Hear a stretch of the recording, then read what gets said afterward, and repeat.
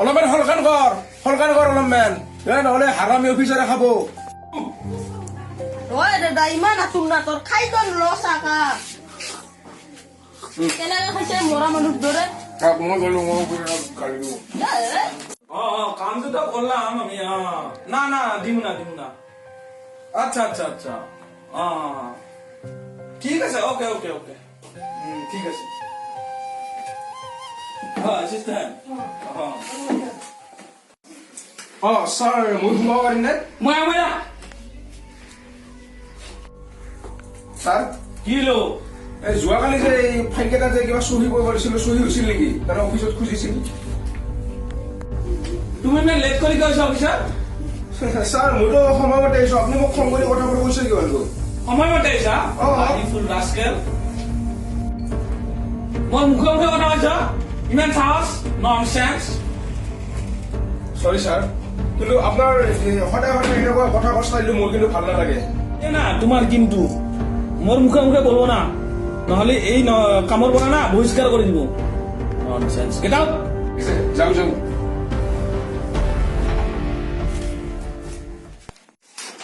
sir যাব পারুন কি পাপর আসেন বসেন বসেন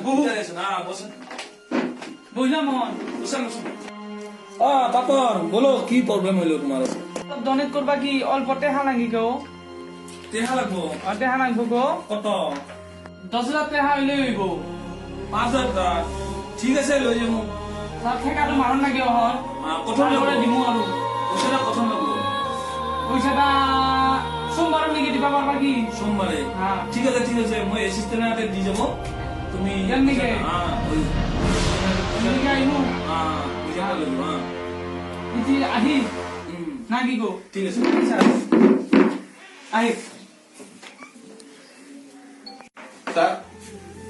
রাস্কেল আপনাকে বিনা হলে তুমি মজা চাকরিটা ওরা মন আছে কি নাই আছে স্যার স্যার মোক অলপ টাকা লাগছিল গেট লস আমি তোমাকে টাকা দিব না অসমীয়াত যা স্যার আপনি কিন্তু অসমীয়া জাতত যদি কথা কল নকব কথা বেয়া হৈ যাব হাই রে হাই অসমীয়া গেট লস স্যার আপোনাক দেখি আছো অসমীয়াত তেজ দেখি আছো অসমীয়াৰ চাহ লৈ আহ অসমীয়াত তেজ দেখ আমি যে ঘৰৰ পৰা দাউৰি আহিলো এখন এশকে এই অফিচত তো ইয়াৰ বেংগলী কিয়া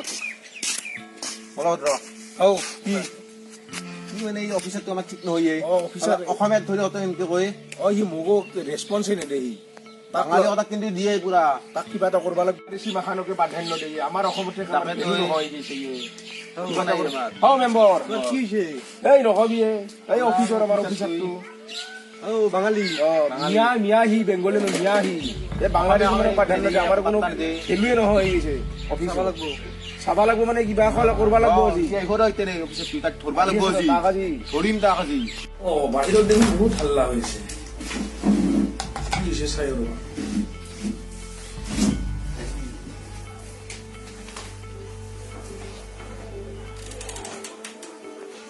তাৰ বোলে এনআৰচিত নাম আছে না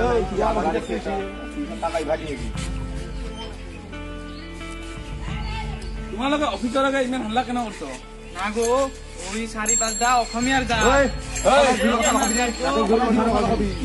কিডাল কৰবো খাৰাপ মনছে অফিচৰ আগে ইমান হাল্লা করবো না কি কিডাল করবো দরকার হলে আমি অসমীয়া না ভলকাবা লবা বাধ্য হৈ যাম দেখো আমি পিছত আৰু ভলকাবা যদি লবা বাধ্য বাংলাদেশের সেলতে গুবে বাংলাদেশ প্রথম